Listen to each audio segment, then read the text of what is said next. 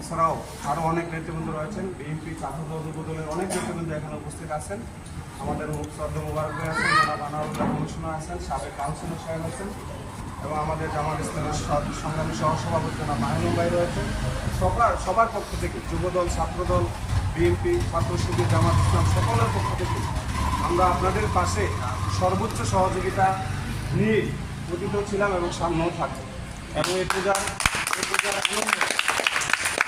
আনন্দ যাতে সবার অতীতের যত গ্লানি কষ্ট আছে সেই কষ্ট যাতে মুছে আগামী দিনে যেন নতুনভাবে একটা জীবন পরিচালনা করার জন্য নতুন আঙ্গিকে আমরা যেন হিন্দু মুসলিম ভাই ভাই রূপে এই সমাজকে গঠন করার জন্য সুদৃঢ়ভাবে এগিয়ে চলতে পারি এই আহ্বান জানিয়ে এবং পরিশেষে সবার সুস্বাস্থ্য এবং দীর্ঘায়ু কামনা করে আমি আবারও আপনাদের পূজার শুভেচ্ছা জানিয়ে আমাদের সহযোগিতার ওয়াদা দিয়ে এখানে আমার বক্তব্য শেষ করছি।